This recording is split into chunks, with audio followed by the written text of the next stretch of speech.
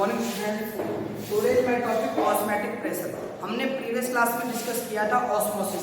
हमने बताया था फ्लो ऑफ सॉल्वेंट किधर जा रहा था, सॉल्वेंट प्योर सॉल्वेंट से सॉल्यूशन की तरफ फ्लो कर रहा था, उसको हमने क्या कहा था, ऑस्मोसिस कहा था। अब आज हम पढ़ेंगे ऑस्मोटिक प्रेशर। ऑस्मोटिक प्रेशर को हम डिनोट करते हैं पाई से। अब देखिए, इसको समझने के लिए आप एक कंटेनर लीजिए, यहां पे आप क्या लगा देंगे, semi permeable membrane, permeable membrane. यहां आप ले लेंगे एक प्योर सॉल्वेंट, प्योर सॉल्वेंट। यहां क्या ले लेंगे, सॉल्यूशन। सॉल्यूशन क्या होगा आपके पास, A plus b solvent plus solute. अब आपने देखा तो सॉल्वेंट के जो मॉलिक्यूल्स हैं फ्लो कर रहे थे किधर, प्योर सॉल्वेंट से सॉल्यूशन की तरफ। इसी को आपने ऑस्मोसिस कहा था। इन्होंने क्या किया, यहाँ पे दो पिस्टन लगा दिए, एक को नाम दे दिया P1, एक को नाम दे दिया P2। अब जब ये यहाँ पे प्योर सॉल्वेंट सेमी परमिएबल के थ्रू क्या कर रहे थे, मूव कर रहे थे किधर, सॉल्यूशन की तरफ में, तो यहाँ पे मैं कह दूं कि यहाँ पर प्रेशर बढ़ रहा था, इंक्रीज हो रहा था, तो ये धीरे धीरे यहाँ पे क्या होगा, वॉल्यूम बढ़ता जाएगा।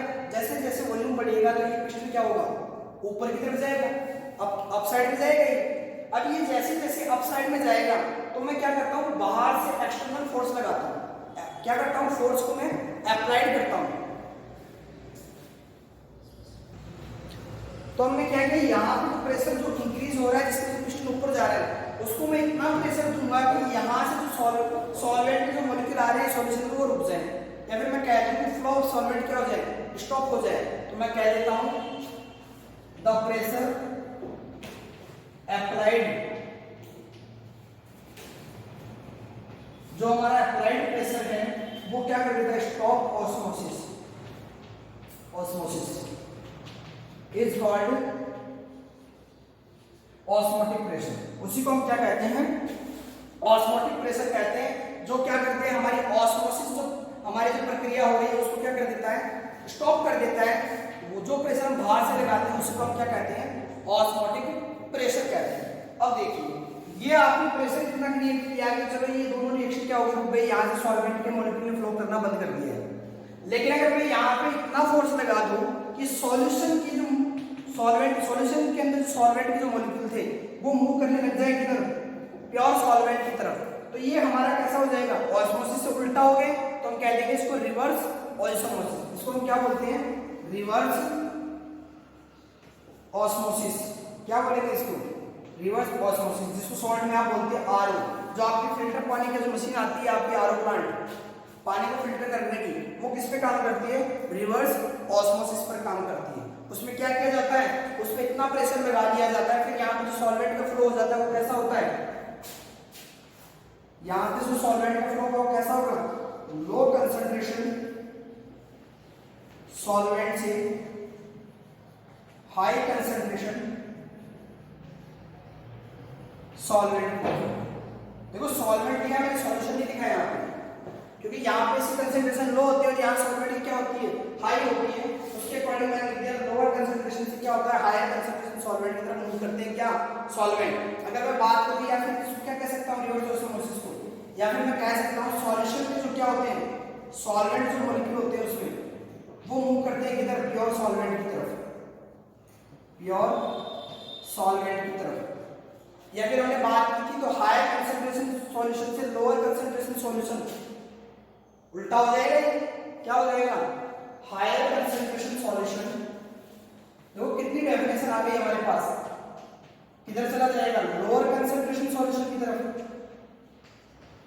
उसको हमने क्या कहा, रिवर्स ऑस्मोसिस कहा है, क्योंकि वहां हमने पढ़ा था कि ऑस्मोसिस किसको कहा था हमने, लोअर कंसंट्रेशन सॉल्यूशन से हायर कंसंट्रेशन सॉल्यूशन में सॉल्वेंट के मॉलिक्यूल्स फ्लो करते हैं, वो किसके थ्रू, सेमी परमिएबल मेम्ब्रेन के थ्रू, उसको ऑस्मोसिस कहा था।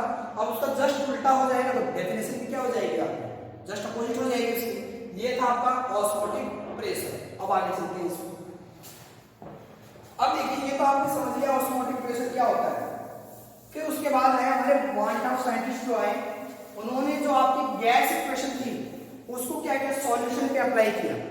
क्या किया, सॉल्यूशन पे अप्लाई किया। और हम गैस इक्वेशन हम सब जानते हैं, P = nRT। उन्होंने कहा जब गैस सॉल्यूशन पाई ने किसको माना है, ऑस्मोटिक प्रेशर को माना है, तो इन्होंने कहा पाई किसकी इक्वल टू हो जाता है एन आर टी। फिर उन्होंने कहा पाई को मैं ऐसे लिख सकता हूं n upon v equal to r t. फिर उन्होंने क्या किया, एन अपॉन वी को क्या माना भाई, यहाँ पे वी क्या है आपके पास वॉल्यूम है, एन क्या मोल्स है आपके, मोल्स बटे वॉल्यूम क्या कहलाता है, कंसंट्रेशन। तो इन्होंने इसको क्या माना, कंसंट्रेशन माना, pi equal to C R t. इन्होंने ये कहा कि जब आपको ऑस्मोटिक प्रेशर निकालना हो तो आपको तीन चीज की रिक्वायर है, एक तो किसकी, कंसंट्रेशन की, एक आपके पास गैस कांस्टेंट की, तीसरा क्या है, एब्सोल्यूट टेम्परेचर की। इससे आप क्या कर सकते हो, गैस समीकरण कैलकुलेट कर सकते हो। तो ये तो बताया किसने, वान टॉप ने। उसके बाद में देखो आपके लॉ ऑफ ऑस्मोटिक प्रेशर, इसके बाद टॉपिक आता है आपका लॉ ऑफ ऑस्मोटिक प्रेशर। क्या होता है लॉ ऑफ ऑस्मोटिक प्रेशर, आपने ऑस्मोटिक प्रेशर पढ़ लिया। ये जो हमारे पास प्रेशर है, यानी चार कोरिलेटिव प्रॉपर्टी पढ़ी थी। पहले तो क्या था हमारे पास, लोअरिंग, रेस्पेक्टिव लोअरिंग के प्रेशर था हमारे पास, दूसरा एलिवेशन बॉइलिंग पॉइंट था, थर्ड हमारे पास क्या था, डिप्रेशन इंक्रीजिंग पॉइंट। आज हमने फोर्थ डेराइव कर लिया, क्या pi equal to C R t हमारे पास क्या था, ऑस्मोटिक प्रेशर। चार कोरिलेटिव प्रॉपर्टी थी। फिर हम बात करते हैं लॉ ऑफ ऑस्मोटिक प्रेशर की। तो देखिए हमारी लॉ ऑफ ऑस्मोटिक प्रेशर क्या होती है। पहला आता है आपका वान टॉप बोइल लॉ, वान टॉप बोइल लॉ, वान टॉप बोइल लॉ। इन्होंने क्या कहा कि डिफाइनाइट टेम्परेचर, एक निश्चित टेम्परेचर पर आपका जो ऑस्मोटिक प्रेशर होता है वो डायरेक्टली प्रोपोर्शनल होता है किसकी, कंसंट्रेशन की। ये किसने बताया, बोइल लॉ। यही बोइल लॉ है कि pi is directly proportional to concentration. अब हम जानते हैं जो कंसंट्रेशन होती है वो डायल्यूशन क्या होती है, विक्रमानुपाती होती है। क्योंकि जैसे जैसे डायल्यूट करते जाओगे आप सॉल्यूशन को तो उसकी कंसंट्रेशन क्या होती जाती है, कम होती जाती है। तो एक दूसरे के क्या होते हैं, इनवर्सली प्रोपोर्शनल होते हैं। और इसको हम डिनोट करते हैं V से, इससे डिनोट करेंगे V से। तो मैं कह सकता हूं पाई क्या होता है, इनवर्सली प्रोपोर्शनल होता है किसकी, V की। ये था हमारा बोइल लॉ। सेकंड हम लॉ की बात करते हैं, वान टॉप प्रेशर टेम्परेचर लॉ। कौन सा है, वान टॉप, ऊपर लिख देता हूं दूसरा, van't Hoff pressure temperature law. Second law कौन सा है आपका, वाट हाफ का प्रेशर टेम्परेचर लो। देखो ये क्या कहता है, a solution definite, a solution definite concentration and dilution, definite concentration और डायल्यूशन। क्या कहता है, यहां किसी सॉल्यूशन के लिए उसकी कंसंट्रेशन और डायल्यूशन क्या है, डिफाइनाइट है, फिक्स है। तो फिर क्या कहेंगे, क्या कहता है, तो osmotic pressure, osmotic pressure is directly proportional to, is directly proportional to absolute temperature।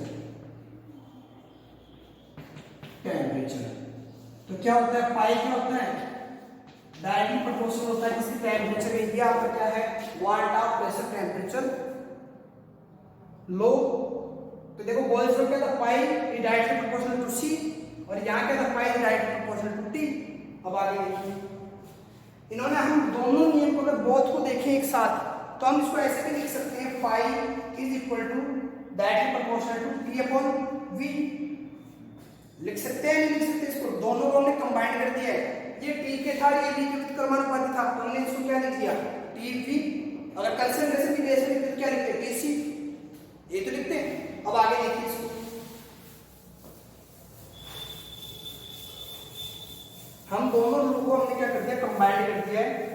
तो हमारे पास क्या आ गया, pi is directly proportional to t upon v. T के तो क्या होगा, डायरेक्टली प्रोपोर्शनल होगा, वी के क्या होगा, इनवर्सली प्रोपोर्शनल होगा। जैसे ही हम प्रोपोर्शनल चिन्ह को हटाते हैं तो हमारे पास क्या आता है, कांस्टेंट आता है। यहां कांस्टेंट मिलते हैं एस ई वी। एस यहां पे क्या, सॉल्यूशन कांस्टेंट है हमारे पास, सॉल्यूशन कांस्टेंट। अब देखिए आगे,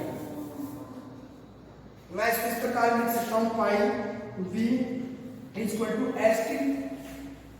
ये 1 मोल के लिए है, तो n मोल के लिए क्या होगा formula, pi v is equal to n s t. ये n मोल के लिए आ जाएगा। अब इन्होंने कहा कि वन टाइम में जो s होता है उसकी वैल्यू क्या होती है, r की इक्वल होती है। s की जो सॉल्यूशन कांस्टेंट की वैल्यू है वो गैस कांस्टेंट की क्या होती है, इक्वल होती है। तो देखो हम इसको ऐसे तो लिख सकते हैं pi v is equal to n r t, कि दोनों की वैल्यू क्या इक्वल है। अब देखिए आपको पाई निकालना है, पाई क्या हो जाएगा n upon v r t,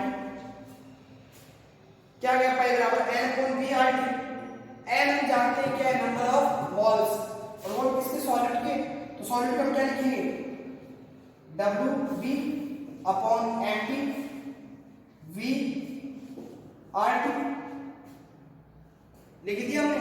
अब हमें ये नहीं पता है सॉलिड के सॉल्वेंट के, मैं इसको लिख देता हूं w अपॉन n, समझ जाओगे गिवन वेट बटे मोलर मास, ये तो वेट हो गया गिवन। अब आपको सॉल्यूट है सॉल्वेंट है क्वेश्चन में बताएगा, उसके अकॉर्डिंग हम कर लेंगे आप, ठीक है। ये आ गया आपके पास क्या, पाई। अगर मैं यहां से मान लेता हूं एक बार सॉल्यूट का मान लूं उसको, ये b और ये भी b हो जाएगा, w b और m b। मुझे यहां से अगर m b निकालना हो तो मैं क्या करूंगा, m b आएगा आपके पास w b upon pi v r t। यहां से मैं क्या कैलकुलेट कर सकता हूं, मॉलिक्यूलर मास कैलकुलेट कर सकता हूं किसका, सॉल्यूट का। अब यहां से एक एक एग्जांपल देखते हैं इस पे, ऑस्मोटिक प्रेशर पर। तो देखिए फर्स्ट एग्जांपल है आपके calculation the osmotic pressure, calculation the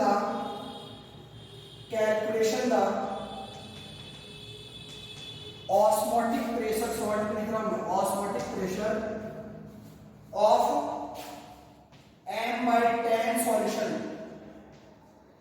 क्या करना है आपको, calculation the osmotic pressure of m/10 solution. m आपके पास क्या थी यहाँ पे, m हमने मोलरिटी ली थी, मोलरिटी का क्या करते हैं, उसका 10 पार्ट लिया सॉल्यूशन का। तो हमें क्या करना है यहाँ पे, calculate solution of urea at 27 degree centigrade. ये आपके पास क्वेश्चन गिवन है। अब देखिए आपके पास यहाँ क्या क्या फॉर्मूला क्या था पाई का, pi is equal to C R T. C आपके पास गिवन है m/10, तो ये 1/10 मान लेता हूं इसका, कि मोलरिटी का 1/10 भाग क्या है, 1/10 भाग क्या है कंसंट्रेशन आपकी, तो मैंने इसको मान लिया 1/10। आर की वैल्यू आपको यहाँ पे गिवन रहेगी, फिर आप गैस कांस्टेंट की वैल्यू जानते हो 0.0821, तो मैं इसकी वैल्यू लिख देता हूं 0.0821।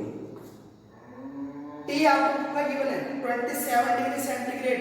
इसको आपको कन्वर्ट करना पड़ेगा केल्विन में, क्योंकि ये यहाँ पे क्या होता है, देखो लीटर, लीटर के आगे से कंसंट्रेशन देखो atmosphere, kelvin inverse mole inverse, ये इसकी यूनिट होती है। तो इसको हम केल्विन में चेंज करेंगे, तो 27 में क्या ऐड कर देंगे, 273 ऐड कर देंगे, तो केल्विन में आ जाएगा, तो इनटू 300, तो आपके पास जो आंसर आएगा वो आएगा 2.46 एटमॉस्फेयर।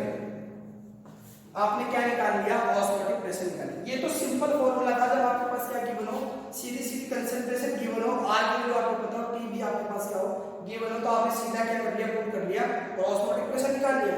उसके पीछे जैसे कुछ टर्म्स और यूज आती है, एक तो हाइपरटोनिक सॉल्यूशन, आइसोटोनिक सॉल्यूशन और हाइपर और आइसो, तीन सॉल्यूशन की हम बात करते हैं। देखो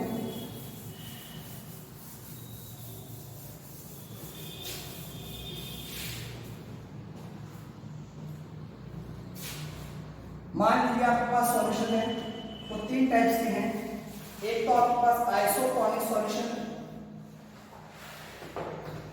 दूसरा कैसा है आपके पास हाइपरटोनिक सॉल्यूशन,